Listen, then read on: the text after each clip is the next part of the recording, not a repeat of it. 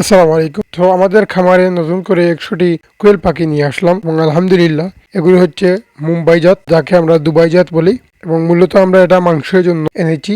আমার পার্শ্ববর্তী উপজেলায় অর্ডার দিয়েছি এবং তাদের কাছে অনেক কোয়েল পাখি আছে, সেই জন্য আমি তাদের কাছে অর্ডার দিয়েছি। আমাদের এলাকায় ব্রিজের কাজ চলতেছে, এই ব্রিজের কাজের জন্য তারা সেদিকে আসতে পারতেছে না। তো আমরা একটু এগিয়ে যাচ্ছি তাদেরকে আনতে, এবং আস্তে আস্তে করে আমার সাথে এমদাদুল ছিল।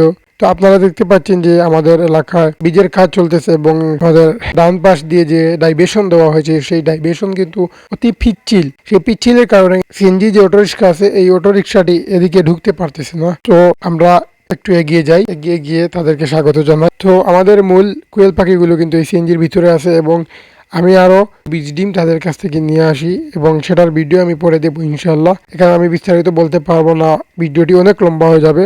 সো আমরা সেখান থেকে হেঁটে হেঁটে যাবো ইনশাল্লাহ। তো আমি হেল্প করতেছিলাম, আমার সাথে যারা এসছেন ভাই তারা আছে, তারাও হেল্পে ছিলেন। তো অনেকে বলতে পারেন যে ভাই আপনি গরুর খামার করেন, এখন কুরবানির সিজন চলে এসেছে, কেন আপনি কোয়েল পাখি নিয়ে আসলেন?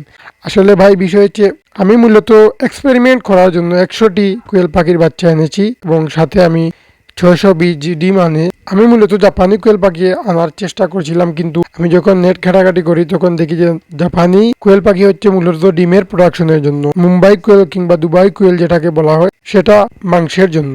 আমি সেদিন একটু অসুস্থ ছিলাম এবং আমাদের মিয়াজানও সেও অসুস্থ ছিল, তো সে আসতে পারে নাই, তার হাঁটুতে একটু ব্যথা পেয়েছে।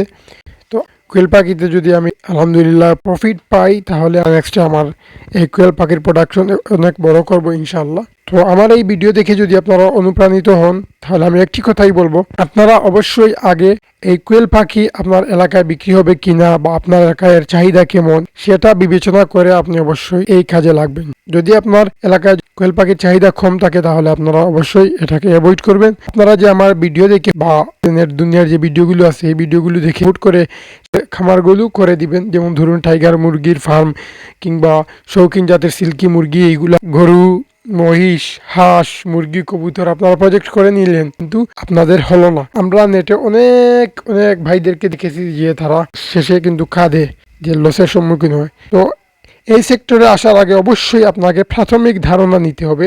গরু বলেন, ছাগল বলেন, হাঁস বলেন, মুরগি বলেন, কবুতর বলেন, যে কোনো সেক্টরে আপনি আসার আগে অবশ্যই আগে থেকে প্রাথমিক ধারণা নিতে হবে। সো আমার কথার মূল উদ্দেশ্য এইটাই যে আপনারা অবশ্যই আগে জেনে বুঝে তারপর এই সেক্টরে যোগ হবেন, হুট করে আপনারা যোগ হবেন না। যেমন ধরুন আপনার বাড়িতে পর্যাপ্ত পরিমাণ জায়গা নেই, কিন্তু আপনি কোয়েল পাখি পালন করতে চাচ্ছেন, আপনি অবশ্যই পারবেন না। কারণ হচ্ছে এগুলো পালন করতে হলে আপনাদের অবশ্যই পর্যাপ্ত জায়গা থাকতে হবে, পর্যাপ্ত স্পেস থাকতে হবে। গরু, ছাগল বলেন, ভেড়া বলেন, হাঁস বলেন, মুরগি বলেন, যে কোনো জিনিস আপনাদের অবশ্যই পর্যাপ্ত জায়গা থাকতে হবে। দেখতে পাচ্ছেন কিছুদিন আগে আমি এবং মিয়াজান খাঁচাটি তৈরি করেছি, প্রায় 3000 থেকে 3500 টাকা খরচ হয়েছে, এবং এই 300-350 পাখির যে খাঁচাটি তৈরি করেছি সেটার একটি ভিডিও দিব ইনশাল্লাহ। সো আজকে এই পর্যন্ত, দেখা হচ্ছে নতুন কোনো ভিডিওতে। আসসালামু আলাইকুম ওয়া রাহমাতুল্লাহি ওয়া বারাকাতুহু।